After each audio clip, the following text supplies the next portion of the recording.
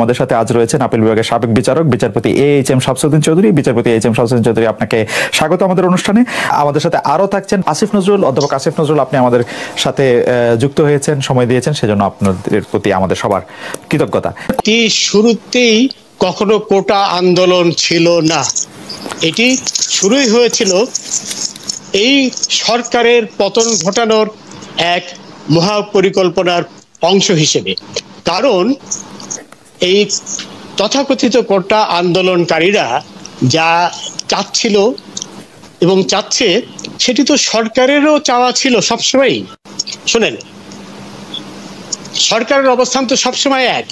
তারা চেয়েছিল যে কোটা যেন বিলুপ্ত করা হয়, এবং সেই বিলুপ্তি করার উদ্দেশ্য নিয়েই সরকার কিন্তু হাইকোর্টের নির্দেশনা, হাইকোর্টের রায়কে আপিল বিভাগে আপিল করেছিল একটি প্রার্থনা করি যে কোটা যেন বিলুপ্ত করা হয়।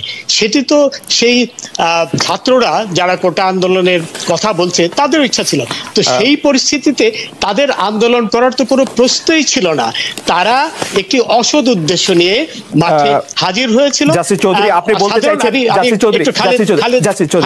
জাসির চৌধুরী, আপনি বলতে চাইছেন যে সরকার কোটা বাতিলই চাইছিল, মানে শেখ হাসিনাও কোটা বাতিল চাইছিলেন 10 জুলাই 2024-এ।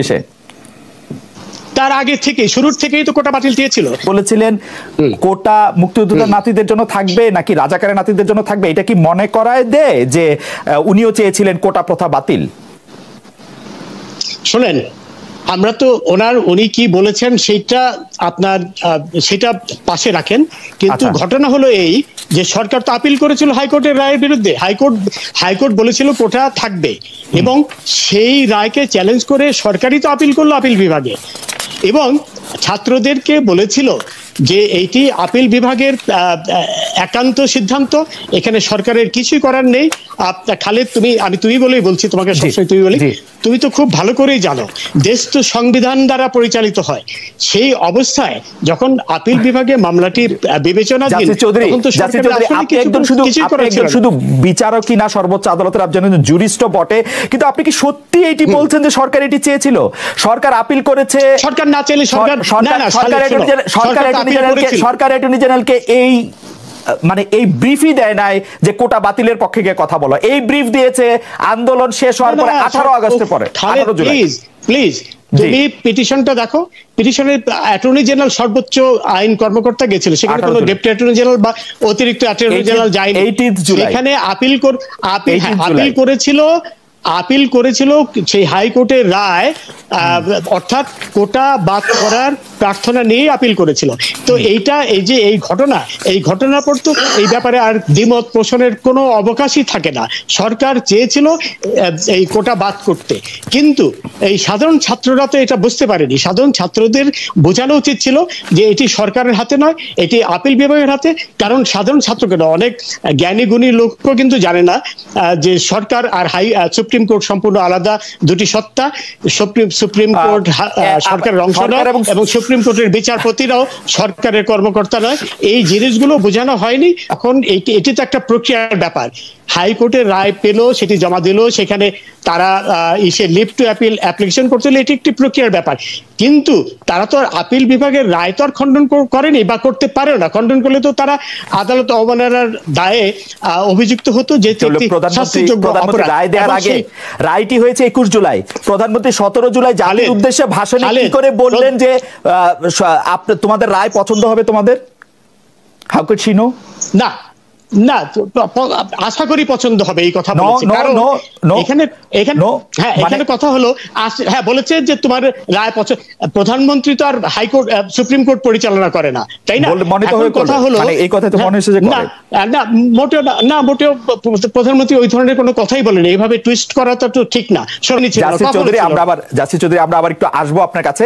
একটা বিষয় আপনার কাছে একটু জানতে চাইবো যে এই আন্দোলনটা সম্পর্কে এবং আন্দোলনের মধ্যে যারা সম্পৃক্ত হয়েছেন, যারা সমর্থন করেছেন, যারা রাজপথে নেমেছেন বা যারা দূর থেকে এটি দেখেছেন, তাদের অনেকের মধ্যে অনেক ধরনের ধারণা আছে। কেউ কেউ বলছেন যে ছাত্রদের এই কোটার আন্দোলনটাকে আসলে একটা রাজনৈতিক আন্দোলনের রূপ দেওয়াটা বা এটাকে করা এটা আসলে ঠিক হয় নাই। কেউ কেউ বলেছেন যে তারা নিজেরা আসলে আন্দোলনে ইনভলভ হন নাই, কিন্তু কোমলমতি শিশুদেরকে একদম সামনে ঠেলে দিয়েছেন। তারা হয়তো আশা করেছেন যে তারা মারা যাবে, আমরা এসে ক্রিমটা খাবো। কেউ কেউ নিরাপদে থেকে অনেক জ্বালাময়ী কথা বলেছেন। তাতে আসলে এই ব্যাপারগুলিকে আপনি আসলে কিভাবে দেখেন? অনেকে সাংবাদিক এবং শিক্ষকদের ভূমিকা আসলে কি হওয়া উচিত সেটি নিয়েও প্রশ্ন তুলেছেন। স্যার, আপনি নিজেও দেখেছেন, আপনি যদি একটু আপনার মতটা একটু বলতেন। তারা যদি এটা চিরস্থায়ীভাবে চাইতেন তাহলে সেখানে তো মুক্তিযোদ্ধার কথাই বলতেন। আর আপনি সাধারণ যুক্তিতে চিন্তা করেন, আজকে আপনার এই যে জিয়াউর রহমানের পরিবার কি অনগ্রসর, তাজউদ্দিন সাহেবের পরিবার কি অনগ্রসর? ঢালাওভাবে ওনারা অনগ্রসর হয় কিভাবে? ঠিক না? এটা তো আপনি সংবিধান কেন, সাধারণ কোন যুক্তিতে মানে কমন সেন্স থাকলেও তো মানুষের এই বিবেচনাবোধ আসা উচিত। এবং আমি দেখলাম পত্রিকাতে, আমি আসলে রায় তো প্রকাশিত হয়নি হাইকোর্টের, আমার কাছে অদ্ভুত লাগলো যে ওইখানে যারা এই পরিপত্র বাতিলের মানে কোটা যারা বাতিল করতে চান তাদের পক্ষে একজন আইনজীবী উনি বললেন আর্টিকেলের 150 আর্টিকেলে বলা আছে যে অস্থায়ী এবং ইন্টারিম যে আদেশটা আছে এই আদেশগুলো বলবৎ থাকবে।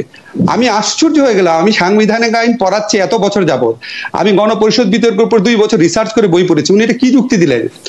ওইখানে যে 150 যে প্রোটেকশনটা দেওয়া হয়েছে এটা এই কারণে দেওয়া হয়েছে 72 সনের ডিসেম্বর মাসে আমাদের সংবিধান কার্যকরী হয়, আর এই 72 সনের সেপ্টেম্বরের পরিপত্র অনুযায়ী এই নিয়োগটা হয় 73-এ। এই 73-এ নিয়োগ দেওয়া নিয়ে যেন কোনো প্রশ্ন না আসে, 73-এ নিয়োগ নিয়ে যেন কোনো প্রশ্ন আসে, শুধুমাত্র সেইটাকে প্রোটেকশন দেওয়ার জন্য 150 এটা বলা হয়েছে, এবং আরো কোনো কিছু কোনো বিষয়কে প্রোটেকশন দেওয়ার জন্য অস্থায়ী, সম্পূর্ণ অস্থায়ী ভিত্তিতে। এবং চতুর্থ তফসিলের হেডিং এ হচ্ছে অস্থায়ী এবং ইন্টারিম অন্তর্বর্তীকালীন বিধান। অস্থায়ী অন্তর্বর্তীকালীন বিধান এই 50-52 বছর পর কিভাবে আসে এবং এটা আদালতে কিভাবে গৃহীত হয়েছে আমি জানি না, আমার কাছে আমি সম্পূর্ণ লস্ট। এটা আমি রায়টা দেখলে হয়তো বুঝতে পারবো। আর আপনি চিফ জাস্টিসের প্রসঙ্গে যে কথা বলেছেন, আমি ওনার কথাটা শুনে আমার আসলে দুঃখ লেগেছে। কারণ কি, আমাদের তো রাজপথে আন্দোলন করার অধিকার সব মানুষের আছে, এটা সংবিধান সম্মত অধিকার। বাংলাদেশে কিন্তু এই রাজপথে আন্দোলনের অধিকার প্রয়োগ করে বাংলাদেশ রাষ্ট্র স্বাধীন হয়েছে। রাজপথের আন্দোলনের অধিকার প্রয়োগ করে স্বৈরাচারী সরকার থেকে আমরা গণতান্ত্রিক সরকার ব্যবস্থা এসেছি। রাজপথের আন্দোলন এমনকি তত্ত্বাবধায়ক সরকার যখন রায় হয়েছে এটার বিপক্ষে বহু রাজপথে আন্দোলন হয়েছে। হ্যাঁ, এখন আমাদের তো বিচারিক সংস্কৃতিতে, আমাদের রাষ্ট্রীয় সংস্কৃতিতে আন্দোলন তো, এবং পৃথিবীর যে কোনো আপনার হিউম্যান রাইটস ডকুমেন্ট যদি দেখেন, আমেরিকার সংবিধানে কোনো সংবিধানে আছে আপনার যদি সরকার আপনার তার দেওয়া ওয়াদা পালন না করে, আপনি যদি হবস লক রুশোর থিওরি গুলো দেখেন, সোশ্যাল কন্ট্রাক্ট থিওরি, আপনি আন্দোলন করে সরকার পতন ঘটাতে পারবেন, সরকারকে পরিবর্তন করে ফেলতে পারবেন। আন্দোলনের প্রসঙ্গে উনি যে কথাটা বলেছে আমি জানি না উনি কি ইন্টেনশনে বলেছেন, শুনতে ভালো লাগে না। এইটা তো কিসের আন্দোলন, মানে এটা তো সাধারণ মানুষের রুটি রুজির আন্দোলন, সাধারণ মানুষের সন্তানদের জীবিকার আন্দোলন, শোষণ মুক্তির বিরুদ্ধে আন্দোলন, সমতার আন্দোলন, মুক্তিযুদ্ধের চেতনা রক্ষার আন্দোলন এবং সংবিধান রক্ষার আন্দোলন, সবকিছুর সাথে আপনি রিলেট করতে পারেন। যাই হোক, আমি জানি না উনি কি উদ্দেশ্যে বলেছেন, বাদক আমি চ্যালেঞ্জ করলাম 1000 পৃষ্ঠার গণপরিষদ বিতর্কের মধ্যে একটা জায়গাতেও মুক্তিযোদ্ধাদেরকে চাকরিতে বিশেষ সুবিধা দেওয়ার কথা বলা হয় নাই। মুক্তিযোদ্ধাদের অবদান, তাদের সাহসিকতা নিয়ে অনেক কথা বলা হয়েছে, যৌক্তিকভাবে বলা হয়েছে। শুধুমাত্র তাদের সামাজিক নিরাপত্তা দেওয়ার ক্ষেত্রে আর্টিকেল 15-এ বলা হয়েছে। তো আপনি সংবিধানে নাই, গণপরিষদ বিতর্কে নাই, এবং সংবিধানের সুস্পষ্ট লঙ্ঘন। এটা হচ্ছে মানে সাধারণ মানুষেরকে অসাম্যের দিকে দেওয়া। আমরা যে বলি সবাই আইনের চোখে সমান, সমান সুবিধা পাবে, আর্টিকেল 29, এগুলির সুস্পষ্ট লঙ্ঘন।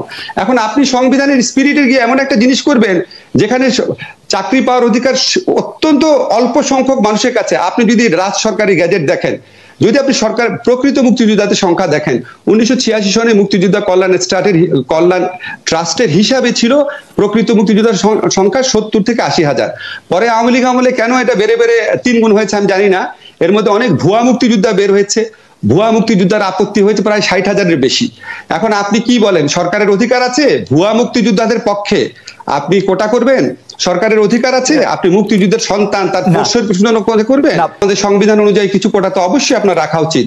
যারা আপনার পার্বত্য অঞ্চল অধিবাসী আছে, যারা শারীরিকভাবে প্রতিবন্ধকতা আছে, তাদের কেন আপনি কোটা রাখবেন না? অবশ্যই আপনি কোটা রাখবেন। এমনকি আমি মনে করি মুক্তিযোদ্ধা ফার্স্ট জেনারেশন মুক্তিযোদ্ধা, তাদের জন্য যদি কোটা রাখে, যদি কেউ মুক্তিযুদ্ধ থেকে থাকেন এই বয়সেও, সুবিধা দেন, অসুবিধা নাই, প্রকৃত মুক্তিযোদ্ধা। বাট নাম্বার নিয়ে প্রশ্ন, আপনি কত পার্সেন্ট রাখবেন? দেখেন ভাই, আমাদের এখানে যারা আছে, আমার চেয়ে খালেদ আপনার চেয়ে 8 সনে 2018 সনে লাস্ট ইন্টারভিউতে কত স্ট্রংলি এই মুক্তিযুদ্ধ কোটার বিরুদ্ধে বলেছেন। তো ওনার মুক্তিযুদ্ধের চেতনা কম ছিল? উনি সংবিধান রাষ্ট্র ব্যবস্থা কম বুঝে? উনার চেয়ে বেশি সরকার কে বুঝে বাংলাদেশে? আমি প্রশ্ন করলাম আপনাকে, কে বুঝে বাংলাদেশি? তো বড় একটা রাষ্ট্রীয় ব্যাপার, উনি আরেকটু সুচিন্তিত ভাবে সিদ্ধান্ত নিতে পারতেন। আপনি কোটার পার্সেন্টেজ কমিয়ে দেন। এখন আপনি যারা পার্বত্য অঞ্চলের অধিবাসী আছে, আপনি যদি তাদের জন্য 5% কোটা রাখেন, তাহলে তো অরাজকতা হয়ে যায়। আপনি 5% পাবেন না, 1% রাখেন। আপনি তো সুচিন্তিত ভাবে করবেন, এটা তো সুচিন্তিত ভাবে করা হয় নাই। আমি তো মনে করি বাংলাদেশে এখনো চাকরিতে 10%-এর মতো কোটা থাকা উচিত, এবং যারা শারীরিক ভাবে অক্ষম আছে, যারা আপনার আদিবাসী আছে, এবং যারা আপনার যদি কোনো আপনার ইয়ে থাকে যে নারীদের জন্য যদি আপনি কিছু কোটা দিতে চান, আপনি 10%-এর মতো রাখতে পারেন। আপনাকে সম্পূর্ণ তুলে দিতে কে বলেছে? কোটা সংস্কারের আন্দোলন যারা করেছে তারাও তুলে দিতে বলে নাই। সে সরকার কোটা রাখছে না, এটা আমি মনে করি আমার নিজস্ব বিবেচনায় একদম অনেস্টলি আমি মনে করি এটা পিওরলি একটা পলিটিক্যাল কোয়েশ্চেন। তো এই পলিটিক্যাল কোয়েশ্চেনে আমি যদি জাজ হতাম, তাহলে আমি এটাকে মেইনটেনেবল ধরতাম না। এখন আপনার ধরেন জাজ যারা হয়েছেন, ওরা তো সমাজের বাইরের মানুষ না। আমার কমপক্ষে 10 থেকে 12 জন স্টুডেন্ট আছে সরাসরি, যারা হাইকোর্টে জাজ আছেন। এখন আমি তো তাদের প্রত্যেকের কি একই মানসিকতা? এখন উনি কোন বিচারিক বিবেচনায় নিয়েছেন আমি জানি না, তবে ডক্ট্রিন অফ পলিটিক্যাল থিওরি অনুযায়ী এটা নেওয়ার কথা না। আরেকটা কথা হচ্ছে, ধরেন আপনার এক প্রসঙ্গটা তুলেছিলেন আগে, একটু বলছি যে এই ধরনের কথা আমি সামাজিক যোগাযোগ মাধ্যমে দেখেছি যে বিচার বিভাগের কাঁধে বন্দুক রেখে সরকার আবার কোটা ব্যবস্থা পুনর্বহাল করতে চাচ্ছেন নাকি। হ্যাঁ, আমি কিন্তু এই বক্তব্যের পক্ষে বিপক্ষে কিছু বলছি না, তবে আপনাকে একটা জিনিস আমি স্মরণ করিয়ে দিতে চাই, আমাদের সবারই স্মরণ থাকা উচিত, এই ধরনের সন্দেহ যে মানুষ করে, এটা করার স্কোপ কিন্তু সরকার করে দিয়েছে। আপনার মনে আছে যখন সাবেক প্রধান বিচারপতি এস.কে. সিনহা সাহেব রায়ের বিরুদ্ধে সরকার কি পদক্ষেপ নিয়েছিল? আপনার মনে আছে বিচারিক আদালতের জাজ আপিল বিভাগ হাইকোর্টের রায়কে বাতিল করেছেন এটি বলে যে এটি একটি পলিসি ডিসিশনের ব্যাপার এবং পলিসি ম্যাটার, সেই ক্ষেত্রে হাইকোর্ট হঠাৎ করে এই রায় মানে দিতে পারে না, যে এটার মধ্যে হচ্ছে যে অর্থাৎ এটি প্রায় বলা হয়েছে অ্যাটর্নি জেনারেলকে ইয়ে করে যে জাজমেন্ট ইটসেলফ কন্ট্রাডিক্টরি,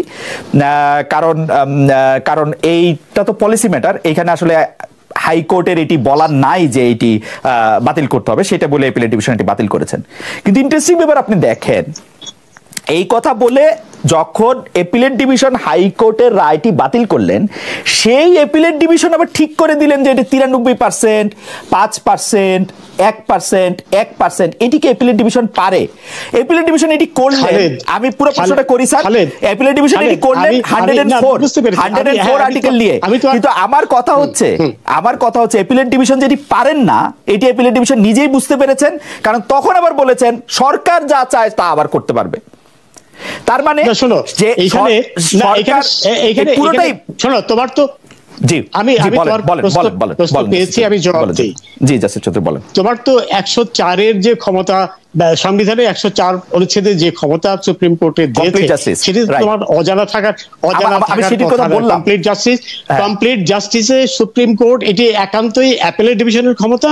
অ্যাপেলেট ডিভিশনের আইনের বাইরে যেও অনেক কিছু নির্দেশনা প্রদান করতে পারে, এবং আমাদের সংবিধানের 112 অনুচ্ছেদ অনুযায়ী আমাদের দেশের সকল কর্তৃপক্ষ সবাই সেই সুপ্রিম অ্যাপেলেট ডিভিশন কেন সুপ্রিম কোর্টের আদেশ নির্দেশ মানতে বাধ্য বটে। সুতরাং এই 104 অনুচ্ছেদই তো ইনভোক করেছে অ্যাপেলেট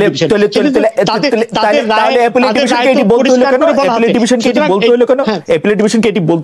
সরকারি ঠিক করবে কোন কোটা কত পার্সেন্ট থাকবে? না না, সেটা এটা তুমি রায়টি পুরো পেয়েছো কিনা আমি জানি না।